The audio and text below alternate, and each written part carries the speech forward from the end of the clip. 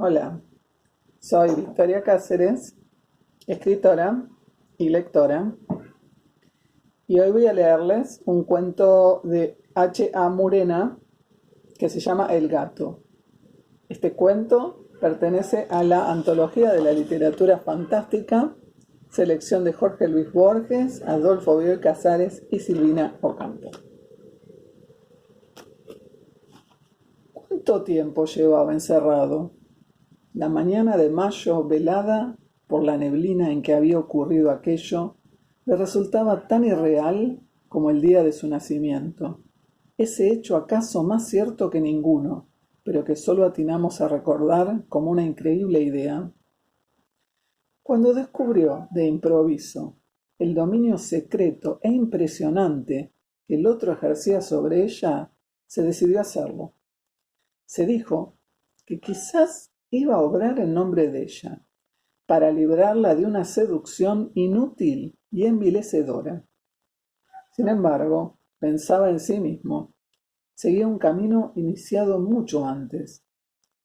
Y aquella mañana, al salir de esa casa, después que todo hubo ocurrido, vio que el viento había expulsado la neblina, y al levantar la vista ante la claridad enceguecedora, observó en el cielo una nube negra que parecía una enorme araña huyendo por un campo de nieve.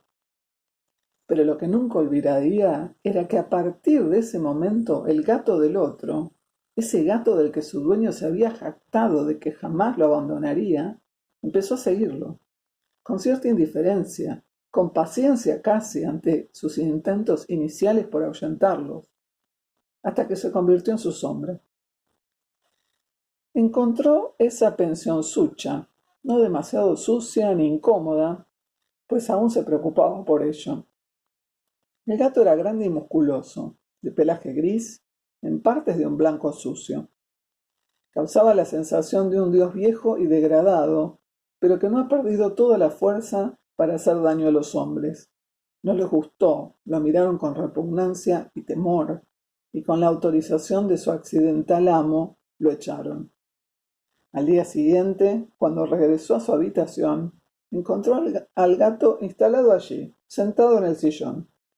Levantó apenas la cabeza, lo miró y siguió dormitando.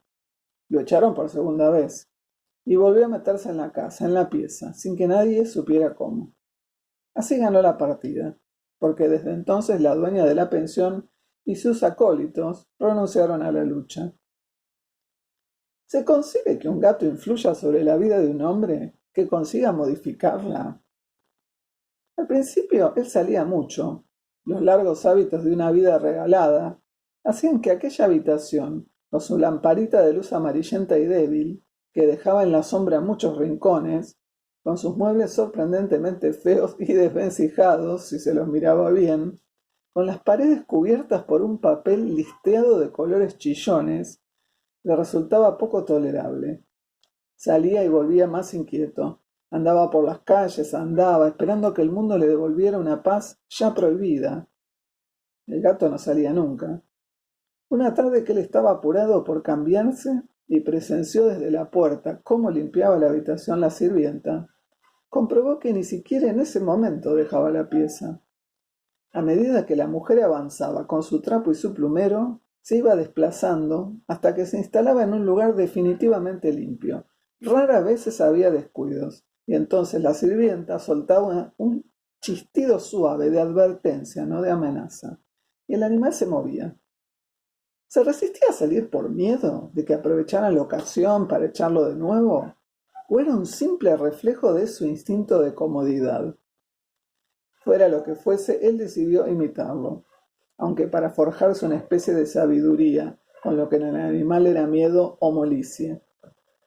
En su plan figuraba privarse primero de las salidas matutinas, y luego también de las de la tarde.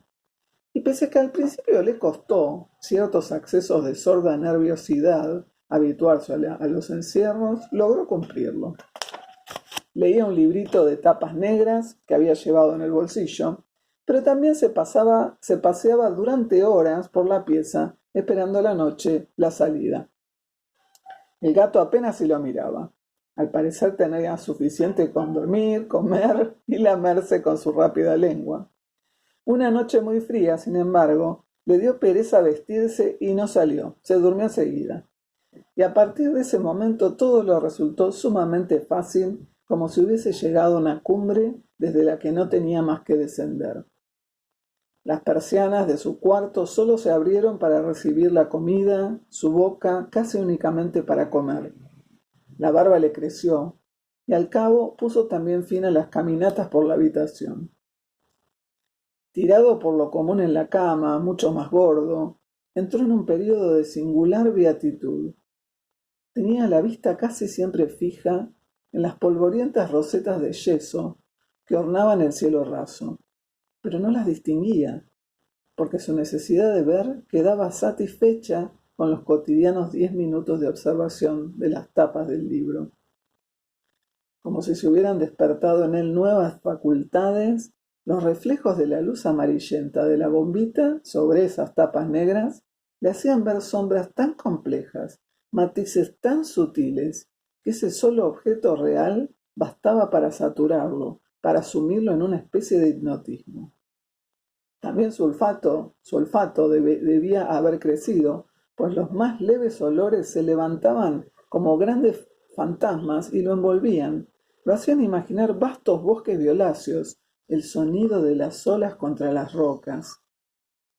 Sin saber por qué comenzó a poder contemplar agradables imágenes hasta desvanecerse y flotando en los aires, aparecían mujeres cubiertas por largas vestimentas, de rostro color sangre o verde pálido, caballos de piel intensamente celeste. El gato, entretanto, seguía tranquilo en su sillón. Un día oyó frente a su puerta voces de mujeres. Aunque se esforzó, no pudo entender qué decían, pero los tonos le bastaron. Fue como si tuviera una enorme barriga fofa y le clavaran en ella un palo, y sintiera el estímulo, pero tan remoto, pese a ser sumamente intenso, que comprendiese que iba a tardar muchas horas antes de poder reaccionar. Porque una de las voces correspondía a la dueña de la pensión, pero la otra era la de ella, que finalmente debía haberlo descubierto. Se sentó en la cama. Deseaba hacer algo, y no podía. Observó al gato. También él se había incorporado, y miraba hacia la persiana, pero estaba muy sereno. Eso aumentó su sensación de impotencia. Le latía el cuerpo entero, y las voces no paraban. Quería hacer algo.